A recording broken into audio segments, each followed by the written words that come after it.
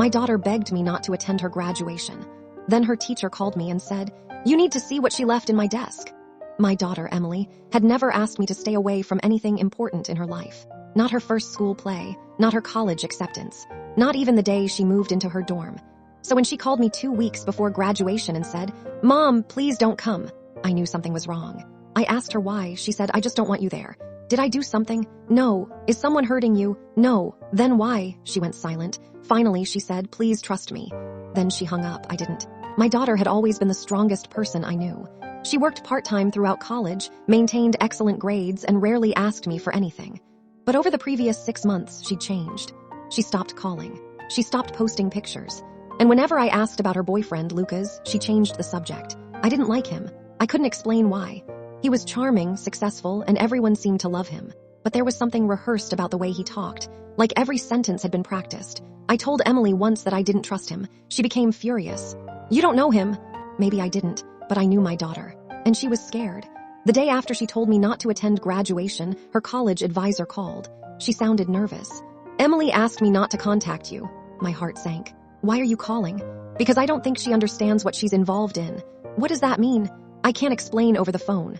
She asked me to come to campus. I drove 4 hours. When I arrived, Emily's advisor took me to a small office. She locked the door. Then she opened a drawer. Inside was a folder with Emily's name on it. "She left this here yesterday." I opened it. The first page was a list of names. Students, professors, administrators. Several had dollar amounts beside them. $2,000, $5,000, $12,000. I didn't understand. Then I saw Lucas's name. Beside it was $84,000. My hands started shaking. "What is this?" Her advisor looked at me. "Your daughter has been investigating a financial fraud scheme." Apparently, several students had been receiving scholarships through a private foundation. The scholarships were worth tens of thousands of dollars. But the foundation wasn't legitimate. Money was being donated by wealthy families, then redirected through fake scholarship recipients. The students were paid a small amount to use their names. The rest disappeared. Emily had discovered it because one of her classmates had received a scholarship despite never applying. She started investigating. Then she found Lucas. He wasn't a student. He had been working as a recruiter for the organization, and he had recruited Emily. I felt sick. Why would my daughter be involved? She wasn't. Then why is his name in her file? The advisor handed me another document. It was an email from Emily. She had written, "If something happens to me, don't let Mom believe Lucas."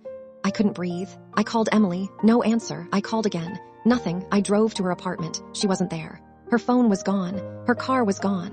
Lucas was gone too. I called the police. They initially treated it as a missing person case, but when I showed them the documents, everything changed. Detectives discovered that Emily had transferred $84,000 into an account controlled by Lucas. But the money wasn't hers. It belonged to the foundation. It looked like she had stolen it. Exactly what someone wanted the police to believe. Then they found security footage. Lucas had entered Emily's apartment the night before she disappeared. He left carrying 2 bags. My daughter wasn't seen leaving. The police searched the apartment. They found something hidden beneath her mattress. A second phone. There were dozens of messages between Emily and someone named Mark. Mark turned out to be an investigator from a federal financial crimes unit. Emily had been secretly working with him. She had discovered the fraud and had agreed to help investigators build a case. The $84,000 transfer was part of an undercover operation. She had been trying to move the money into an account investigators could monitor. But someone inside the investigation had leaked information. Emily knew she had been exposed. That's why she told me not to attend graduation. She wasn't trying to push me away. She was trying to keep me away from the people watching her. 2 days later, Emily was found. She had been hiding in a motel in Oregon, alive, terrified, and furious that I had found out. When I saw her, I hugged her. She cried against my shoulder. "I'm sorry," I said. "You scared me half to death. I couldn't tell you." "Why?" "Because if they knew you were involved, they'd use you against me." Then she told me the final piece. The person who had leaked the investigation wasn't Lucas. It was the university administrator who had signed off on the scholarship program. He had been taking millions of dollars. Lucas was arrested. The administrator was arrested. Several fake scholarship recipients cooperated with investigators, and the entire operation collapsed.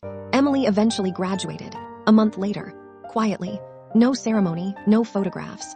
Just her walking across a small stage while I watched from the back row. Afterwards, she came to me. "You came," I smiled.